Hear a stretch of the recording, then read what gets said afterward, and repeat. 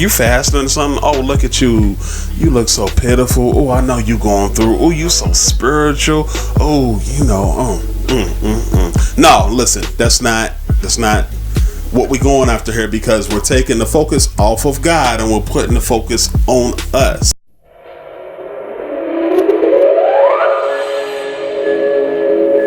Hey y'all, how y'all doing? This is Jermaine from the Kingz Realm, one half of the Kingz Realm, aka that Christian fam. Go ahead and hit that share button, hit that like button, make sure you comment on this video, and most of all, subscribe. Alright y'all, today we're going to address the question, why should I fast? Now, some of you may have heard of fasting. I'm not just going to assume that everybody watching this video has been exposed to or heard of fasting. Fasting is when you choose to give up something that is valuable to you, something that is precious to you, something that you love to do, and you replace that thing that you love to do with intimate quality time with the Lord. And it is something that is becoming less and less popular because it directly attacks our will and our desire to do something that is very pleasing to ourselves, our flesh. Now, in the Bible, it's referenced to multiple different times as far as giving up something or dealing with food, rather. But today, as we know, fasting can also be exercised in various different ways. But let me go ahead and address the number one, is we're talking about food. Most of us, when we eat food, we like to eat it because, number one, we like the way it tastes and it stimulates our senses. We like social media for various different reasons. We enjoy sex within our own marriages because we like the way it feels. It feels good. We like to play video games because it's something we enjoy doing. And we like to watch sports because we enjoy it. All of those things I just mentioned cater to and appease our flesh. And when something threatens to take time away from those things that we enjoy, we automatically get on the defensive and we try to figure out some type of way that we can get around not giving up those things that we enjoy because they cater to our flesh. The Bible puts it this way. The Bible says there's a constant war every day that's going on between the flesh and the spirit. And it's up to us to decide which one wins. But let's listen to what Jesus told his disciples in Mark chapter 9. Now, you can go back and read that, but I'm just going to paraphrase it. Basically, there was a boy who had issues. He was possessed by a demon because he was always, he was getting cast down to the ground. He was foaming from the mouth. He was getting thrown into fires. He was getting thrown into water, always trying, because the demon was trying to destroy him. And the disciples had come across the boy and they tried to cast out this spirit. And there was a big crowd that formed around the disciples. And when Jesus rolled up, he said, "What's going on?" And his disciples said, "Hey, yo, listen, Jesus, we tried to cast out this demon, but we can't do it." And so there's a couple things I'm messing up in there, but the gist of it is that Jesus ended up casting out the evil spirit from the boy, and he was delivered. And after all that, in private, the disciples came up to Jesus and said, "Hey, yo, listen, we prayed. How come we couldn't cast out this demon?"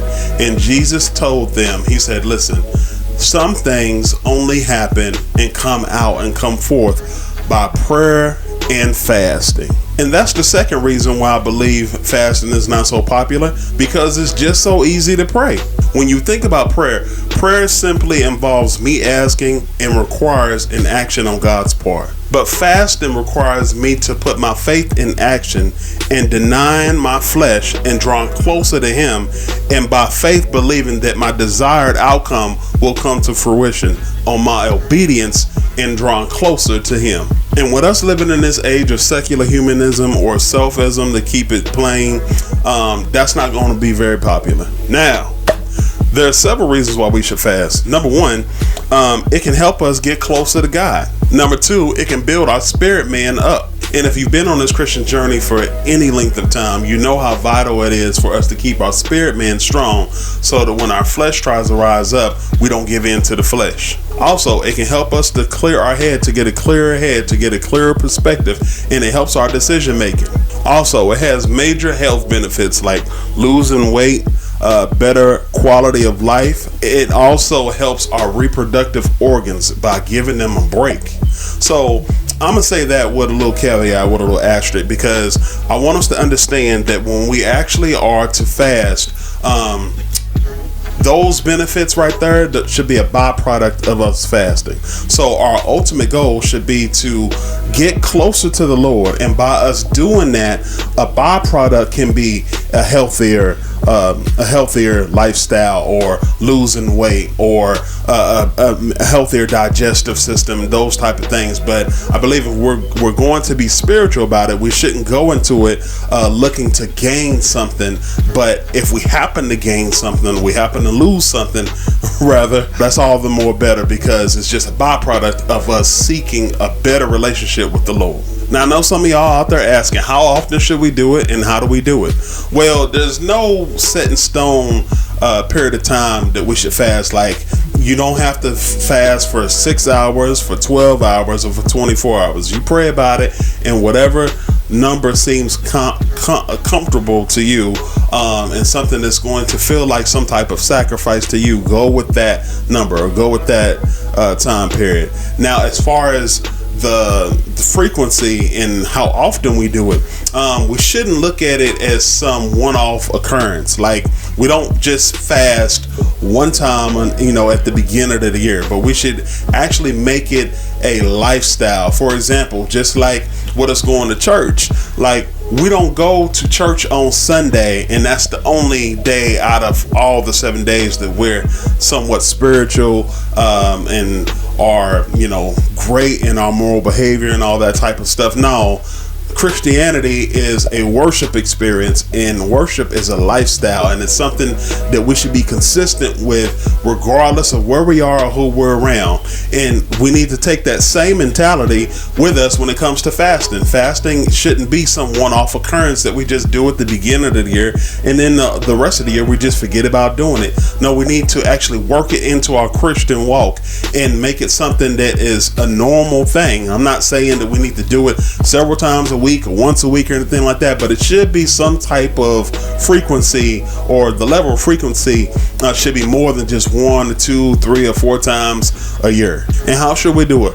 When we do it, we don't need to draw attention to the fact that we are doing it. Let's go, because Jesus talks about that, and those folks who do those things are hypocrites. Those are the Pharisees, Sadducees, and just sad folk. Let's go ahead and look at Matthew chapter 6 verses 16 through 18. It says that when you fast, do not look somber as the hypocrites do, for they disfigure their faces to show others they are fasting. Truly I tell you, they have received their reward in full.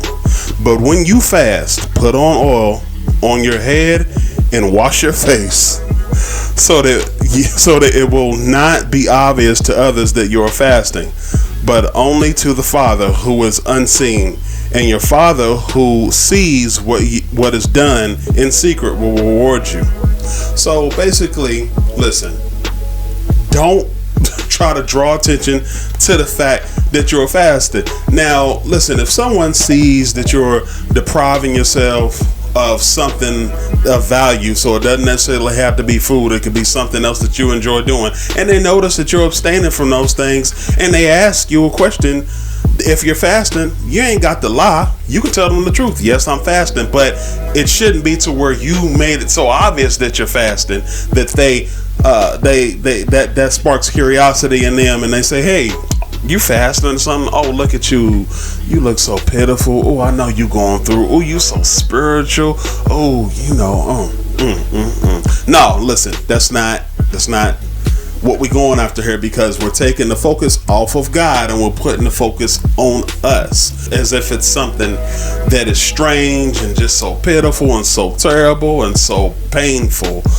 Listen, if you're going to do anything for God, you should do it in the spirit of gladness, and not sit up there and dwell on the fact that you are missing out or depriving yourself of the thing that you said you were going to deprive yourself with. So like, do it with a good spirit. Don't sit up there and dwell on the thing that you're abstaining from. Focus on God and don't focus on that thing, and don't focus on yourself. And oftentimes when we fast, it may expose the fact that we have an idol in our lives, and we have made something else in our lives God, something that slipped up on us, and we have not made God God. We're not keeping God God in our life because we have made that thing God. Y'all walking with me? So basically, don't look pitiful. Don't look toe the heck down so that everybody and their mama can ask you what the heck is wrong with you. Go ahead and put some, matter of fact, wash your face, put some lotion on like you normally would do. So I hope you will consider fasting and making it a normal part of your Christian walk. I know that I really enjoyed researching the subject of fasting. I've always known about these things, but you know, when I'm actually preparing for a video, I want to sharpen up on those things. And in my sharpening up, y'all, it really encouraged me. So I really want to step my game up when it comes to fasting, not just with food, but in other areas of my life. And I hope it's done the same thing for the person on the other side of that camera. This is Jermaine from the King's Rim, one half of the King's Rim, aka that Christian fam, where we shape our worldview around God's reality. I'm out. Let me take my spam, I'm a real big fan.